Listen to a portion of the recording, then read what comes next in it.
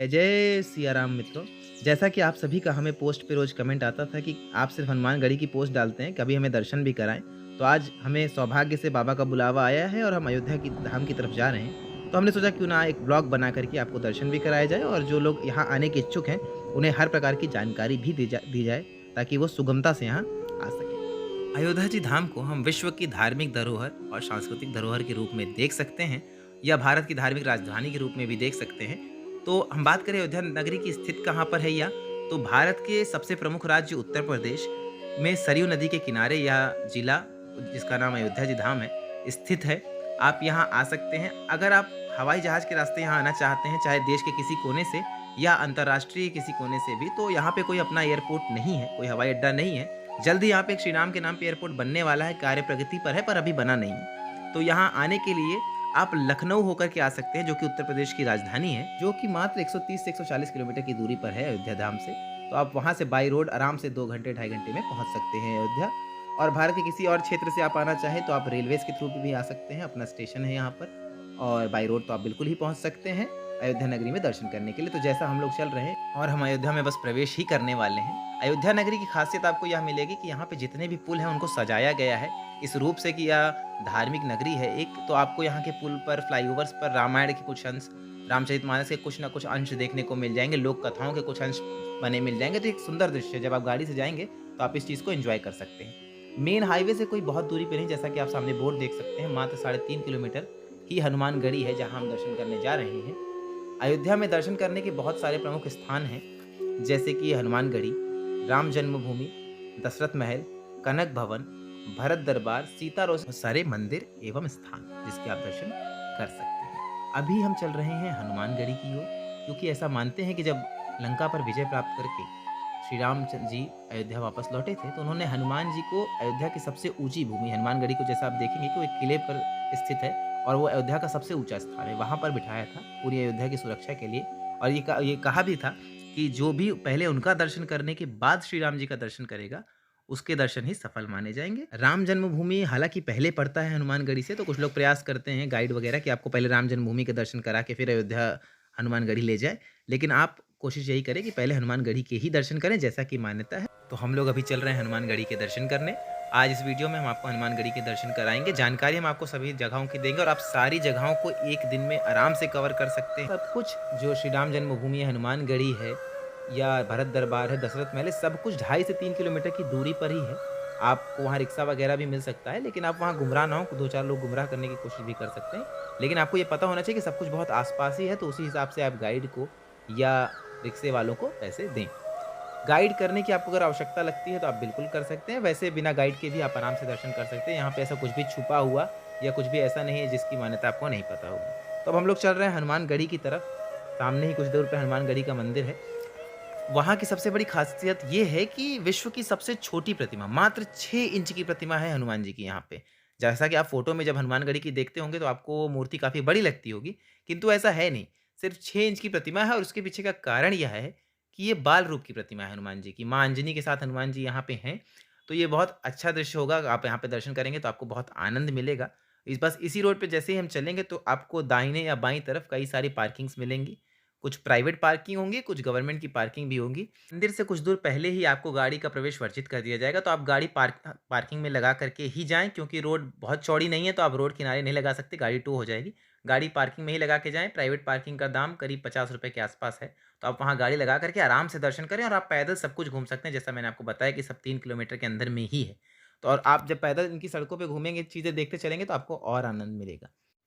तो यहाँ बैरिकेडिंग सामने आ गई है, जैसा कि हमें रोक दिया गया है, तो अब हम लोग गाड़ी पार्किंग में लगा करके बस इसी रास्ते पे सीधे चले जाएँगे हनुमान जी के किले की तरफ या हनुमान जी के मंदिर की तरफ।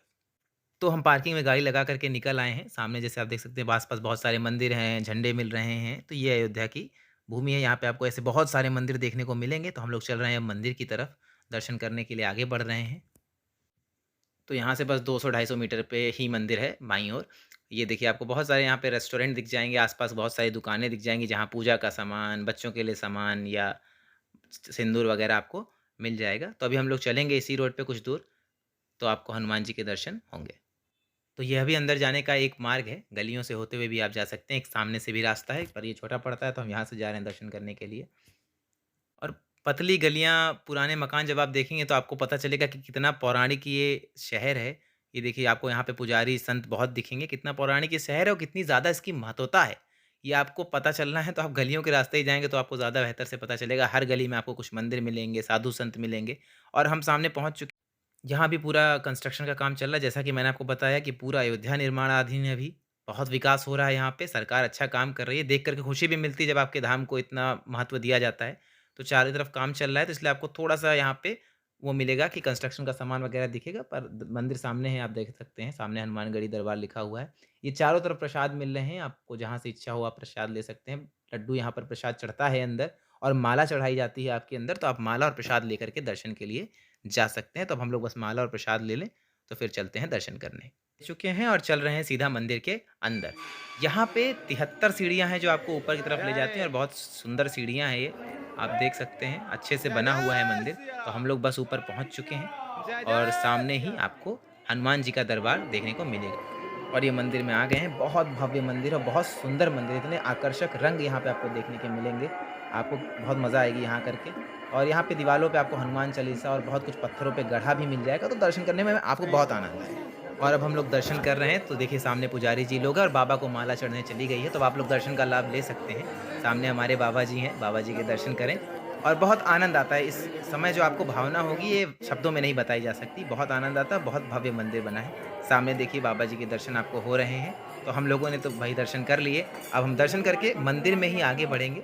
मंदिर में ही और भी बहुत सारी जगहें हैं जहाँ आपको जाना होगा। मंदिर में ही और भी बहुत भव्य मूर्तियाँ हैं, भरत दरबार है, राम जी का दरबार है, तो अभी चलते हैं मंदिर की परिक्रमा करने के लिए, मंदिर की परिक्रमा करते हैं और मंदिर के चारों तरफ से आप देखेंगे तो यही आकर्षक रंग मिलेंगे आपको। हनुमान चालीसा, भगवान जी की कुछ ना कुछ तस्वीरें और आस-पास बहुत सारे छोटे-छोटे मंदिर ही अंदर मंदिर में बने हुए हैं और आपको बहुत खूबसूरत लगेगा। ये आपके लिए देखिए जैसे सामने हम आपको दर्शन करा रहे हैं, बहुत आनंद आएगा आपको। मंदिर बहुत भव्य बना, नक्काशी, कढ़ाई ये सब इतनी खूबसूरत है यहाँ पे कि जो मैं आपको शब्दों में नहीं बता सकता हूँ। जब आप यहाँ आएँगे तो ही आप इसका आनंद उठा सकते हैं। बहुत ही सुंदर है, चारों तरफ एक से एक सुंदर प्रतिमाएँ लगी हैं, जैसा कि हम आपको यहाँ दिखा रहे हैं, इतनी सुंदर प्रतिमा लगी है कि आपका हृदय प्रसन्न हो जाएगा देख कर के। और इसके आगे बढ़ेंगे तो आपको महंत जी की स्थान आपको देखने को मिल जाएगा, या पावन महंत जी की आसन है, यहाँ पर महंत जी बैठते हैं।